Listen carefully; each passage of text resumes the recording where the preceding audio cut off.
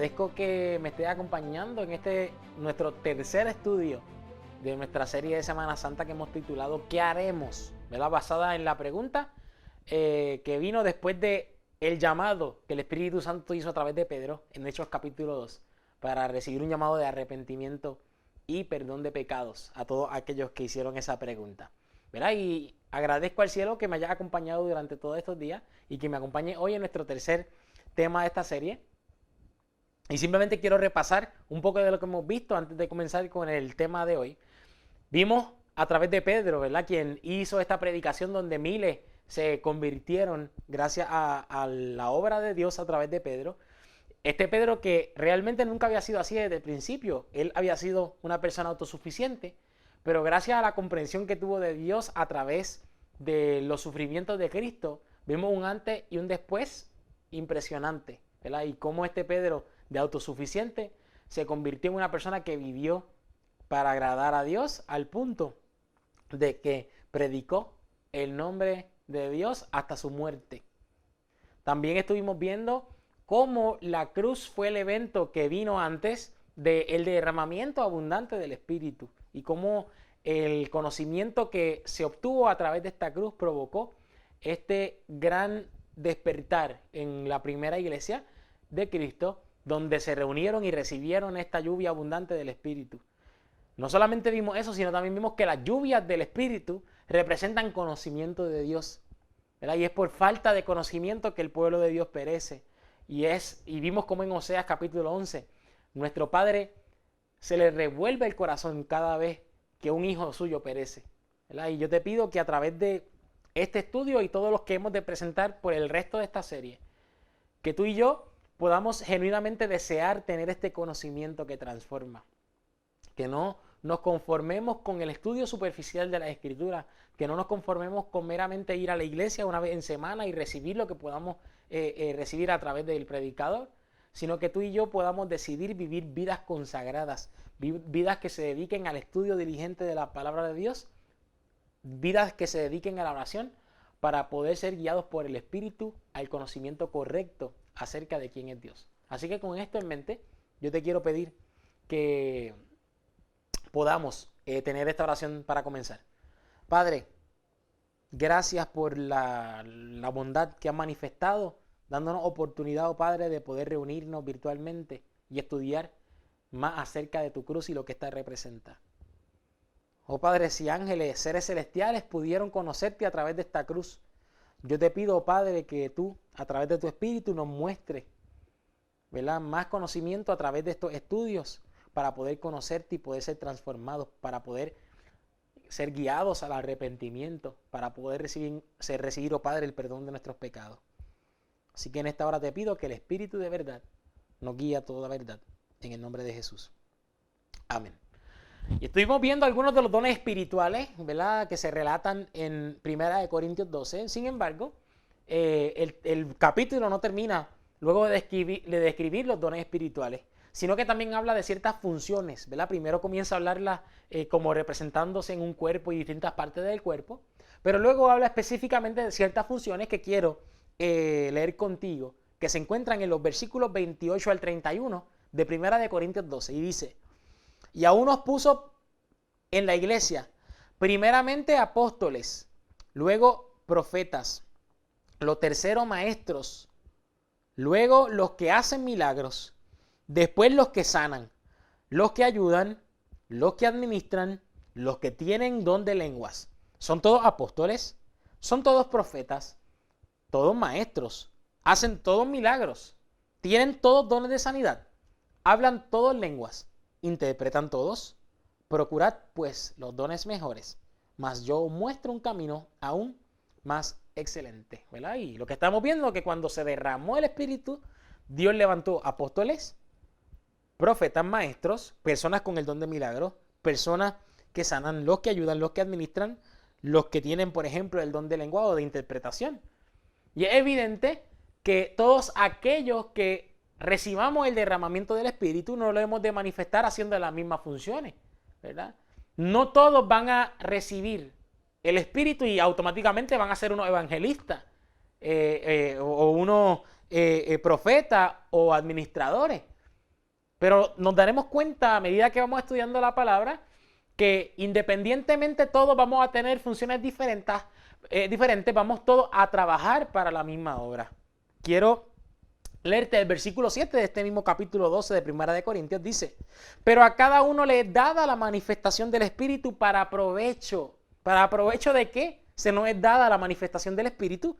Efesios 4, 11 nos dice, al 14, nos dice en efecto cuál es este provecho, por lo cual recibimos la manifestación del Espíritu. Dice, y él mismo constituyó a unos apóstoles, a otros profetas, a otros evangelistas, a otros pastores y maestros, a fin de perfeccionar a los santos para la obra del ministerio, para la edificación del cuerpo de Cristo, hasta que todos lleguemos a la unidad de la fe y del conocimiento del Hijo de Dios, a un varón perfecto a la medida de la estatura de la plenitud de Cristo, para que ya no seamos niños fluctuantes llevados por doquiera, de todo viento de doctrina, por estratagema de hombres, que para engañar emplean con astucia las artimañas del error.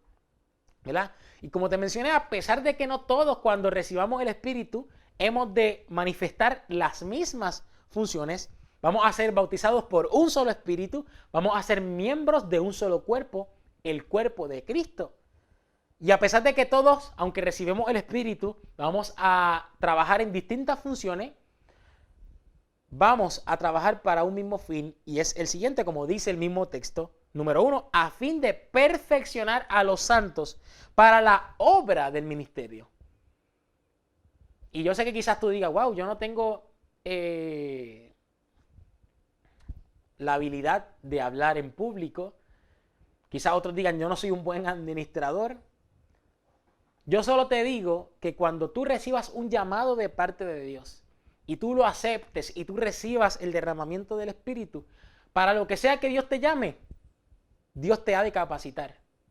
Pero no necesariamente el Espíritu se va a manifestar en una función que tú pienses, ¿verdad? O que ya tú estás encajonado o no. Solamente el Espíritu se puede manifestar en aquellos que predican en público. No, la realidad es la siguiente, hay muchas funciones. Pero algo que sí es un hecho, que independientemente de la función que te corresponda, si tú recibes el derramamiento del Espíritu, tú has de trabajar para la obra del ministerio. Tú has de trabajar, como también dice el texto, a fin de que lleguemos a la unidad de la fe y del conocimiento del Hijo de Dios. ¿Verdad? Y estuvimos viendo cómo el conocimiento es la vida eterna. Esta es la vida eterna, que te conozcan a ti, el único Dios verdadero, y a Jesucristo, a quien tú has enviado. Vimos cómo el mismo Padre dice que Él quiere que nosotros lo entendamos, que nosotros lo conozcamos. Y como dice el texto, quiere que lleguemos a la unidad de la fe y a la unidad del conocimiento del Hijo de Dios. Y la responsabilidad del conocimiento de Dios o del Hijo de Dios, tal como dice la Escritura, no es responsabilidad de ningún líder religioso. ¿Verdad? Como dice el mismo texto, dice, para que ya no seamos niños fluctuantes, llevados por doquiera de todo viento de doctrina, por estratagema de hombres que para engañar emplean con astucia las artimañas del error. Pero nosotros no podemos responsabilizar la falta de conocimiento en nuestra iglesia o en algún pastor o en algún teólogo, Nosotros no podemos responsabilizar a nadie por la falta de conocimiento. Nosotros somos los responsables de estudiar la palabra de Dios, de escudriñarla como un tesoro para poder tener el conocimiento de Dios. ¿Verdad? Así que yo te pido que no establezcas como guía a ningún hombre, que no establezcas como guía ni a mí, ni a ningún pastor, ni a ningún profesor de teología, ni a ningún obispo, a nadie. Tú establezcas como guía, ningún guía humano. Todo lo que tú recibas de cualquier ser humano, todo lo que tú recibas de cualquier matutina, lección, cualquier cosa, hay que cerciorarse que lo autoriza un categórico, así dice Jehová.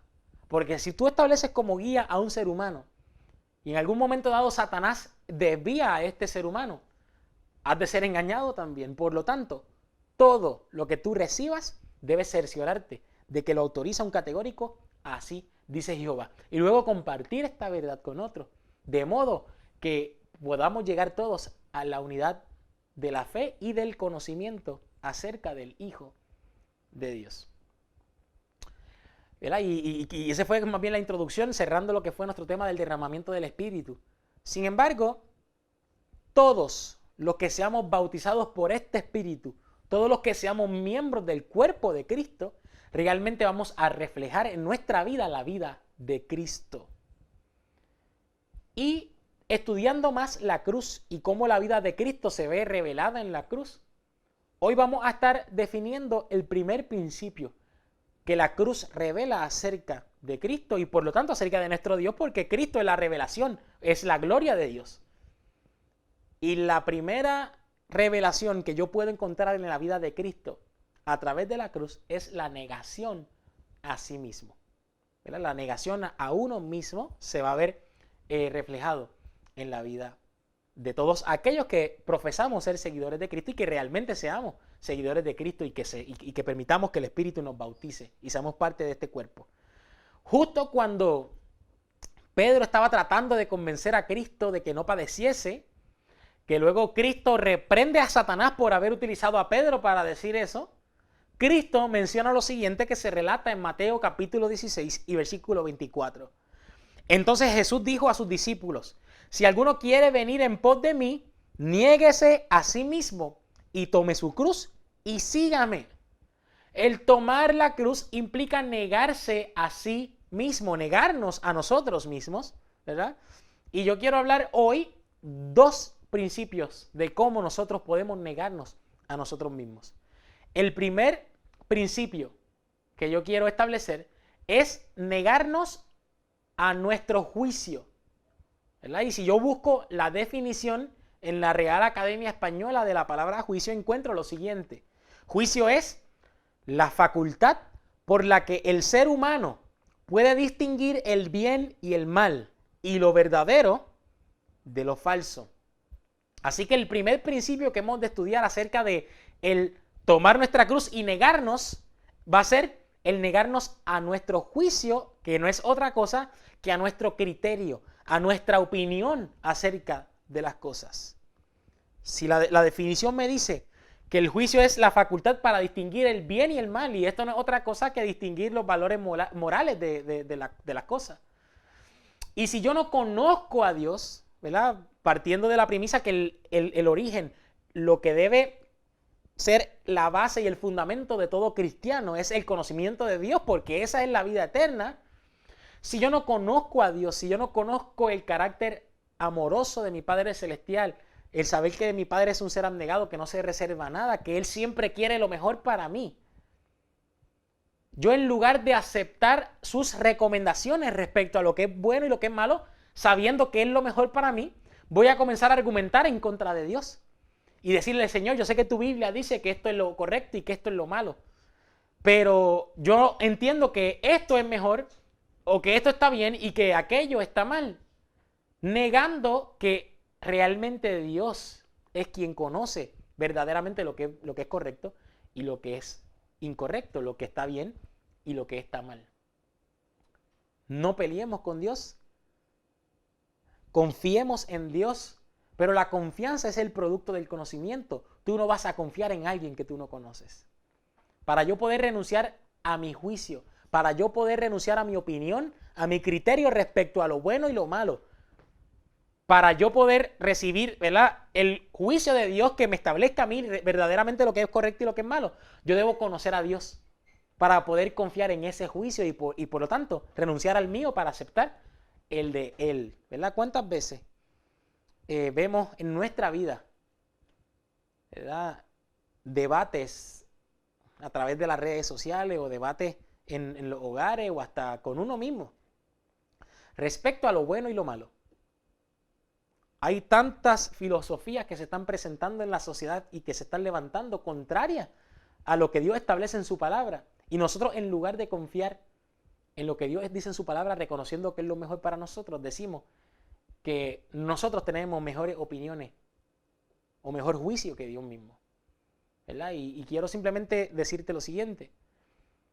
Nosotros podemos tener opiniones respecto a lo correcto o a lo incorrecto. Y podemos variar según, ¿verdad?, la persona por las experiencias que ha tenido respecto a ciertos temas. Pero si yo reconozco a Dios como el creador de todas las cosas, como el soberano de todas las cosas, quien diseñó inteligentemente todo el universo, quien hizo todas las cosas perfectas, yo reconoceré que a pesar de que yo pueda tener cierta opinión basada en mi criterio de las cosas, solo Él tiene la verdad absoluta. Y por lo tanto, su verdad, la única verdad, es lo mejor para mí, ¿verdad? Así que el primer llamado, y lo vamos a estar viendo en ejemplos bíblicos, es que renunciemos a nuestro criterio y que aceptemos el criterio o el juicio de Dios. Jeremías 17:9 dice, engañoso es el corazón más que todas las cosas, y perverso, ¿quién lo conocerá? ¿Verdad? Nuestro corazón nos puede engañar.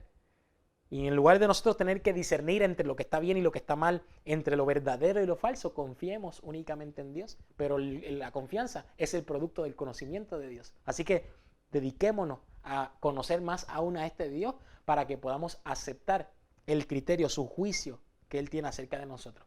Ahora, ¿cómo podemos ver a un Cristo a través de la cruz? Porque es la cruz lo que hemos de estudiar en este estudio, que Él renunció a su juicio, a su criterio, ¿verdad? Para aceptar el juicio o el criterio de Dios en la cruz. Yo te pido que me acompañes en Mateo capítulo 27 y versículo 46. Dice la palabra, cerca de la hora novena, Jesús clamó a gran voz diciendo, Elí, Elí, lama sabactani. Esto es, Dios mío, ¿por qué me has desamparado? Lo que está diciendo en la palabra es que Cristo estaba experimentando un sentimiento que le hacía sentir que su Padre le había abandonado, que le había desamparado. Y según la misma palabra de Dios, luego de Cristo haber mencionado estas palabras, poco tiempo después muere. Pero yo le doy gloria a Dios porque a través de la Escritura nosotros podemos conocer aún más de la experiencia de Cristo, ¿verdad? Cuando estaba en la cruz, a través de un salmo que vamos a estudiar ahora, que es un salmo mesiánico, ¿verdad? Un salmo mesiánico que es David escribiendo, pero en realidad David lo que está es describiendo en el futuro, ¿verdad? De lo que sería la experiencia de Cristo en la cruz, y lo vamos a confirmar con la Escritura. Salmo 22 describe a Cristo en la cruz y notaremos cómo Cristo renuncia a sus opiniones, renuncia a su criterio, renuncia a su juicio, renuncia a sus sentimientos para confiar únicamente en la palabra de su Padre Dios. Salmo capítulo 22, versículos 1 y 2 dice lo siguiente. Dios mío, ¿por qué me has desamparado? ¿Por qué estás tan lejos de mi salvación y de las palabras de mi clamor? Dios mío, clamo de día y no respondes, y de noche y no hay para mí reposo. Así que estamos viendo el corazón de Cristo, ¿verdad? Por lo que estaba experimentando el sentimiento de sentir que su Padre lo abandonó, tal como estaba relatando Mateo, lo estamos confirmando ahora. Sin embargo, a pesar de que él sentía que su Padre lo abandonó, ¿verdad? Esa era su opinión, él sentía que su Padre lo abandonó. Vamos a ver cómo Cristo renuncia a eso y comienza a confiar en lo que su Padre había revelado. Salmo 22, versículos 3 al 5 dice, pero tú eres santo, tú que habitas entre las alabanzas de Israel. En ti esperaron nuestros padres, esperaron y tú los libraste. Clamaron a ti y fueron librados. Confiaron en ti y no fueron avergonzados. ¿Verdad? Y estamos estudiando todo este relato. De repente Cristo siente el desamparo, pero decide confiar en su Padre. Y dice, no, aunque yo me siento desamparado, tú libraste a mis padres, ¿verdad? A nuestros padres. Ellos esperaron y tú lo libraste confiando que su Padre también lo podría librar, ¿verdad? Y si seguimos leyendo el Salmo nos vamos a dar cuenta cómo Cristo nuevamente vuelve a presentar el sentimiento, cómo Él se sentía. Versículo 6 al 8 dice, mas yo soy gusano y no hombre, oprobio de los hombres y despreciado del pueblo. Todos los que me ven se escarnecen, estiran la boca, menean la cabeza diciendo, se encomendó a Jehová, líbrele Él, sálvele, puesto que en Él se complacía. A causa de la situación, a causa de la cruz, del dolor que estaba experimentando Cristo en la cruz, a causa del dolor que le causaban sus hermanos cuando, como mismo describe, se burlaban porque como el Padre había dicho, este es mi hijo amado en quien yo me complazco, ahora están diciendo, no, que le salve si es que realmente en Él se complacía. Qué dolor debió haber sido eso para el Hijo de Dios, sus propios hermanos, aquellos que Él vino a rescatar. Ahora se burlan de Él mientras estaba tendido en la cruz, diciéndole y burlándose de lo que su Padre había dicho acerca de Él. Esta experiencia provocó en Cristo un sentimiento que, como dice el versículo 6, se sentía como un gusano. Nuestro Salvador se sentía como un gusano. Sin embargo, yo le doy gloria a Dios porque a pesar del sentimiento, a pesar de que Cristo se sentía como un gusano, si yo sigo leyendo el Salmo, puedo descubrir que Él renunció a su criterio, a lo que Él sentía acerca de sí mismo y confió únicamente en lo que su Padre le había dicho a Él acerca de quién era Él. Versículo 9 y 10. Pero tú eres el que me sacó del vientre, el que me hizo estar confiado desde que estaba en los pechos de mi madre. Sobre ti fui echado desde antes de nacer, desde el vientre de mi madre. Tú eres mi Dios. Gloria a Dios por eso. Ahora, al negarse a su propio juicio, a su sentimiento, acepta el juicio, el criterio que Dios tiene acerca de él. ¿Verdad? Y en lugar de sentirse desamparado y sentirse como un gusano a causa de la situación, ahora él reconoce que es el Hijo de Dios y sabe que su Padre lo librará, así sea después de la muerte. Y con este primer principio de negación, que es negarnos a nuestro juicio, a nuestras opiniones, a nuestro criterio, yo te quiero hacer este primer llamado. No confíes en tu propio corazón. Si tú confías en tu propio corazón, tu corazón es engañoso, como dice la palabra. Tu corazón no es estable. Dependiendo de las situaciones, tú te vas a sentir muchas veces bien y otras veces te vas a sentir como gusano. ¿Verdad? Y la sociedad a veces te enseña y te dice, no, valórate a ti mismo o a ti misma. Trátate como tú te sientas bien para que sientas ese valor que tú tienes, porque el valor lo determinas tú. Yo te quiero decir que el valor no lo determinas tú. Porque algún día, como te mencioné, sí te vas a tener en estima y entonces tu valor va a estar en las papas, como decimos acá. Pero ¿y el día que te sientas como gusano? Cuando muchas personas comiencen a hablar a tu espalda, cuando situaciones como esta, como el coronavirus, te hagan sentir desamparado o solo, ¿qué vas a hacer de ti? ¿Vas a perder el valor que habías establecido? Hasta podrías caer en alguna depresión o hasta considerar perder tu vida por causa de determinar tu valor conforme a cómo te sientes. Porque van a haber momentos que te vas a sentir como un gusano. Sin embargo, si tú renuncias a la opinión que tú tienes acerca de ti mismo, sea por la experiencia o sea por lo que la gente ha dicho acerca de ti, y aceptas el juicio de Dios, la palabra dice, bendito el varón que confía en Jehová y cuya confianza es Jehová, porque será como árbol plantado junto a corrientes de agua. Que aunque venga el coronavirus, que aunque venga personas que digan cosas a tu espalda, a pesar de que te sientas en ciertos momentos por las experiencias como gusano, serás como árbol plantado junto a corrientes de agua, que tu árbol siempre tendrá hojas y siempre dará fruto. ¿Verdad? Yo no quiero que tú tengas una experiencia momentánea basada en el sentimiento. En lugar de creer o de aferrarte a tu juicio y la opinión que tú tienes acerca de ti mismo o acerca de ti misma, depende únicamente en el juicio y en el criterio que Dios tiene acerca de ti. Y así como Cristo se aferró y descansó creyendo que Él era el Hijo de Dios su Padre, yo quiero que tú sepas que tú también eres el hijo o la hija amada de Dios. Tu Padre arriesgó el cielo a favor de tu redención y a favor de mi redención. Con amor eterno tu Padre te ha amado. No pienses bajo ninguna circunstancia que aferrarte a tu juicio y a tus opiniones va a ser mejor que recibir el juicio y las opiniones que tu Padre tiene acerca de ti. Porque las tuyas pueden ser altas y bajas, pero las de tu Padre, los pensamientos que tu Padre tiene acerca de ti, siempre son de bienestar y nunca son de mal. Aférrate a ellos y te darás cuenta cómo al aferrarte a ellos vivirás una vida confiada y plena, con un árbol con las hojas verdecitas y siempre dando fruto, porque confías únicamente en Jehová. No confías ni en el hombre, ni tampoco en tu propio corazón. Así que con este primer principio, vimos la mitad de lo que hemos de discutir hoy respecto a la negación a sí mismo. Tenemos que negarnos a nuestro juicio, a nuestro criterio, a nuestras opiniones y aceptar únicamente el juicio de Dios. Y número 2, el negarnos a nosotros mismos, y lo vamos también a ver en la cruz, lo vamos a ver a través de la negación a mi voluntad. Cristo se negó a sí mismo y Cristo se negó a hacer su voluntad. El primer texto que te quiero traer se encuentra en Hebreos capítulo 10 y versículos 5 al 7, donde dice: por lo cual, Entrando en el mundo dice, sacrificio y ofrenda no quisiste, mas me preparaste cuerpo. Holocausto y expiaciones por el pecado no te agradaron. Entonces dije, he aquí que vengo, oh Dios, para hacer tu voluntad, como en el rollo del libro está escrito de mí. Así que vemos cómo la cruz de Cristo revela el hacer, el querer hacer la voluntad de su Padre. La Biblia nos revela que de tal manera amó Dios al mundo que dio a su Hijo. El Padre nos amaba y es por eso que envió a su Hijo, pero yo te quiero confirmar algo. Cristo no fue forzado a venir a este mundo sin Él querer hacerlo.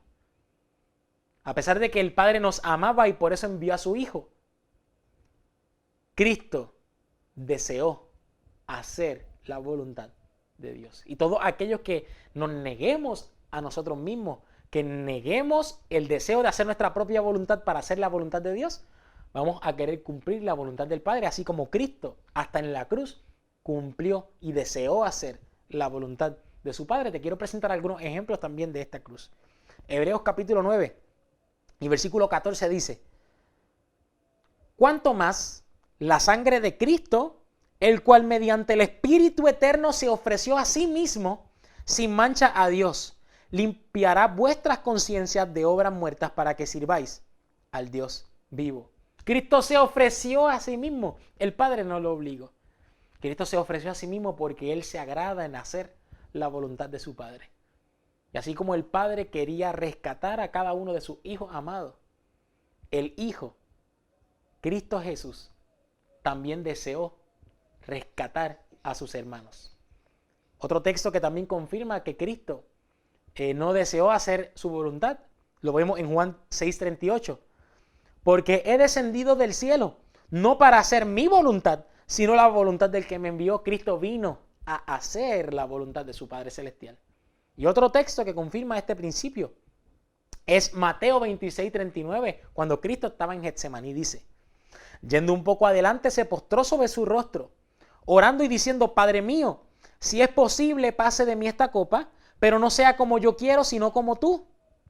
Cristo se ofreció a sí mismo para hacer la voluntad de Dios. En el Getsemaní, donde Cristo estaba cargando con el sufrimiento de la cruz ya desde el principio, porque vemos que hasta estaba sudando gotas de sangre en el Getsemaní. Cristo le dijo a su Padre, ¿sabes qué? Si es posible que pase de mí esta copa, pero yo no quiero que se haga mi voluntad, sino que se haga tu voluntad. ¿Verdad? Y es mi deseo, y espero que el tuyo también, que en mi corazón nazca el deseo de querer renunciar a mi voluntad y poder hacer la voluntad de Dios. Que también nazca el deseo de yo querer recibir la verdad que mi Padre dice acerca de mí y renunciar a todo concepto que yo he creado acerca de mí mismo. La razón por la cual muchas personas, cuando Cristo estaba siendo enjuiciado, gritaron en la multitud, crucifícale, crucifícale, fue porque estas personas se aferraron a su propia voluntad. Fue porque estas personas no quisieron vivir el reino de Dios tal como Cristo lo presentó, porque iba en contra de sus propias opiniones, en contra de su forma de vivir. Y si hoy día tú y yo nos aferramos a nuestras opiniones preconcebidas, si tú y yo hoy día preferimos aferrarnos a nuestra forma de ser porque yo soy así y la gente que se acostumbre, porque yo no pienso cambiar por nadie. Si estuviésemos allí con la multitud mientras Cristo ha sido enjuiciado y no queremos ceder a nuestra voluntad porque somos así, también estuviéramos gritando con la multitud, crucifícale, crucifícale. Y yo no me imagino el dolor de Cristo al ver a aquellos que Él vino a rescatar a sus hermanos, gritándole crucifícale, crucifícale. Pero estamos gritándole crucifícale cuando nos aferramos a hacer nuestra voluntad.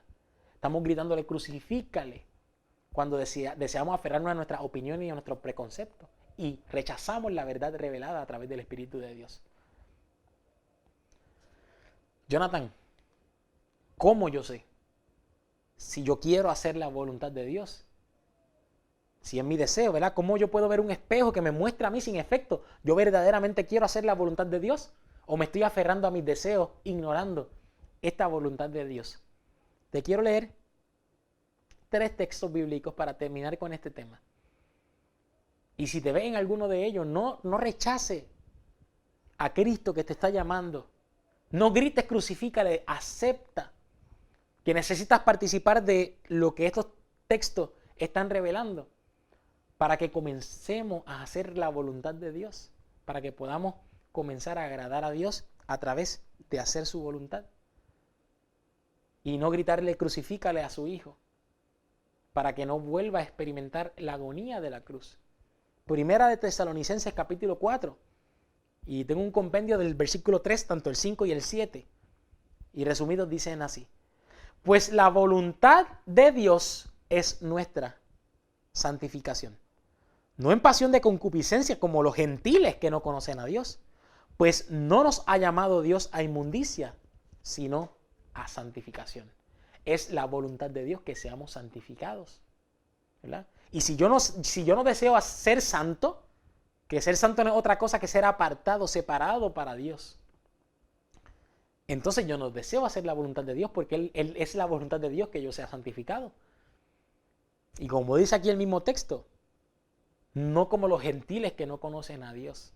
Yo me pregunto, ¿cómo yo pretendo vivir como las personas que no conocen a Dios viven, mientras profeso que quiero hacer la voluntad de Dios?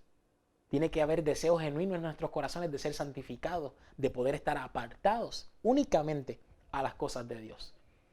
Otro texto que te quiero leer se encuentra en Romanos capítulo 8, versículo 5, versículo 9 y versículo 10. Dice, porque los que son de la carne piensan en las cosas de la carne, pero los que son del Espíritu en las cosas del Espíritu. Mas vosotros no vivís según la carne, sino según el Espíritu, si es que el Espíritu de Dios mora en vosotros. Y si alguno no tiene el Espíritu de Cristo, no es de él. Pero si Cristo está en vosotros, el cuerpo en verdad está muerto a causa del pecado, mas el Espíritu vive a causa de la justicia. Y termino, y comienzo con lo que termino.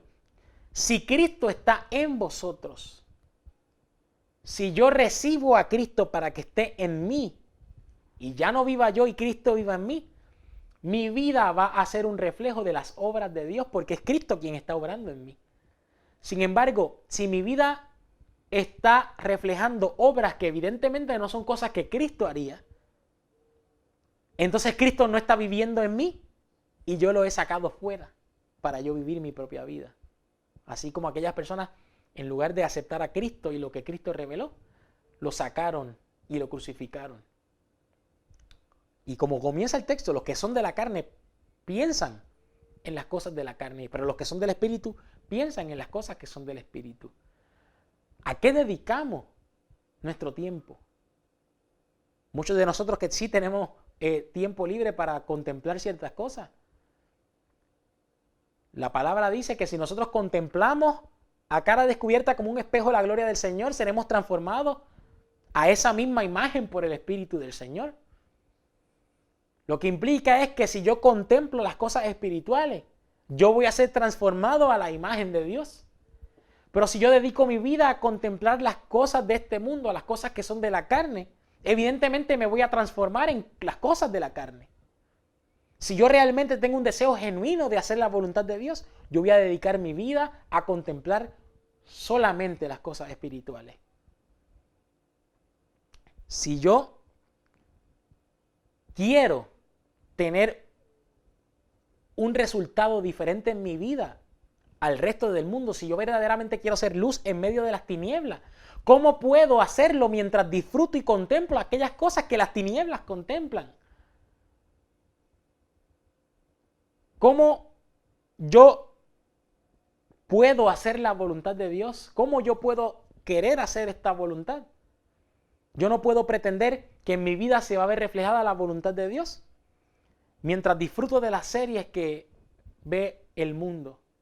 Porque si yo contemplo las cosas del mundo, yo me voy a transformar en un ser carnal, en un ser al igual que el mundo. Yo no puedo pretender que mi vida va a ser un resultado de hacer la voluntad de Dios mientras yo escucho la música que escucha el mundo. Si yo verdaderamente quiero ser un hijo de Dios y hacer la voluntad de Dios, yo voy a apartarme de estas cosas, de esta música que el mundo escucha, para hacer luz en medio de las tinieblas. Pero si yo participo, si yo disfruto, si yo gozo de las cosas que el mundo disfruta, no va a haber diferencia entre él y yo. Porque yo, al contemplar las mismas cosas, voy a ser transformado a la misma imagen y semejanza. O las cosas son de Dios o las cosas son del enemigo. Si tú y yo, a la hora de hacer o de escuchar o de ver algo, no podemos identificar esta actividad como de Dios, como algo que edifica, como algo que construye, como algo que tiene virtud, yo no debo hacerlo. Si no edifica, no conviene.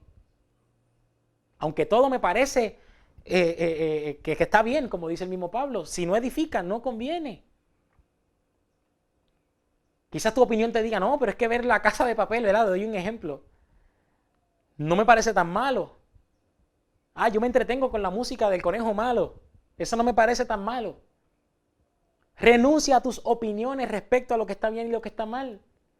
Tu padre te dice, si no edifica, no te conviene, no es lo mejor para ti. Confía en lo que te dice tu padre. Si contemplas las cosas de tu Padre Celestial, has de ser transformado por ese espíritu. Pero mientras dediques tu tiempo a contemplar aquellas cosas que son del mundo, aquellas cosas que son de la carne, has de ser transformado a las cosas de la carne. Y finalmente te leo este texto que se encuentra en Santiago 4:4. Oh almas adúlteras, ¿no sabéis que la amistad del mundo es enemistad contra Dios? Cualquiera pues que quiera ser amigo del mundo, se constituye enemigo de Dios.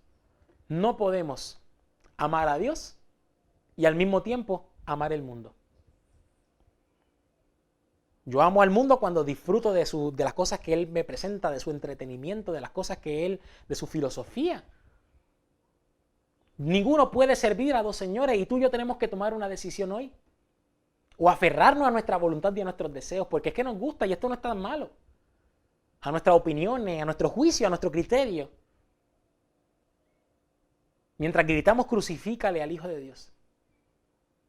O decidir hoy, Padre, antes de yo prender el televisor, antes de yo abrir mi celular para ver algo, para escuchar algo, Padre, esto me conviene, esto edifica, esto es tuyo, oh Dios. Si no sabes, o tú sabes que no edifica, no participes de esas cosas, no ames, no disfrutes las cosas de este mundo. Ama solamente a Dios. Contempla únicamente las cosas que provienen de Dios, de modo que Él que pueda ser transformados a esa imagen, a esa misma semejanza. Y al igual de Cristo, que independientemente de lo que nuestro corazón nos diga o el sentimiento que tengamos basado en las experiencias que suceden a nuestro alrededor, nosotros solamente confiemos en el Señor y que nuestra confianza únicamente sea el Señor. Y que podamos entonces seguir el consejo que nos dio Cristo. Si alguno quiere venir en pos de mí, niéguese a sí mismo.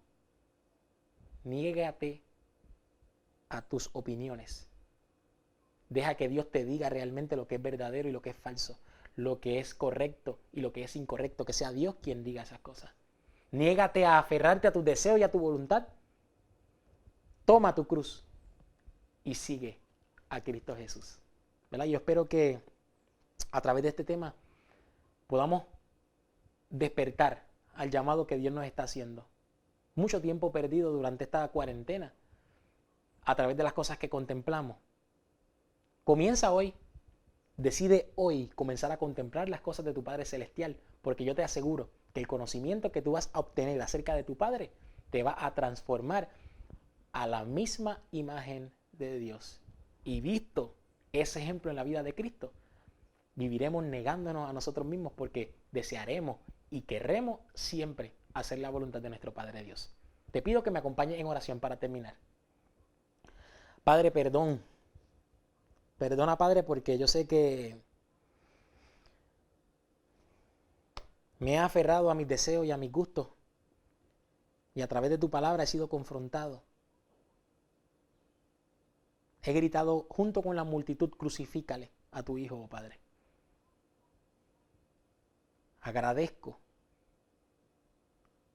lo bueno que has sido y te has manifestado a nosotros, porque a pesar de que en efecto sí hemos gritado crucifícale por medio de aferrarnos a nuestros deseos. Reconozco que tu palabra promete que nos podemos acercar confiadamente al trono de la gracia, porque donde hay pecado, sobreabunda la gracia. Te pido, Padre, que me muevas a acercarme confiadamente a esa gracia, oh Padre, que trae a mi vida la vida de tu Hijo Jesús, para que ya no viva yo, sino que Cristo viva en mí, oh Padre, y que vivamos vidas de negación a nuestra voluntad, que vivamos vidas de negación a nuestras opiniones, a nuestro juicio, a fin de, oh Padre, vivir para hacer tu voluntad, así como tu Hijo Cristo Jesús vivió para hacer tu voluntad. Gracias, Padre, por la oportunidad que me has dado de compartir tu palabra. Te pido que nos prepares para el resto de los temas que se han de presentar en esta serie. En el nombre de Jesús. Amén. Te espero mañana. Hemos de estudiar también la cruz, no solo como un símbolo de negación, sino también como el símbolo de los sufrimientos de Dios y de su Hijo Jesús. Te espero. Que el Señor te bendiga.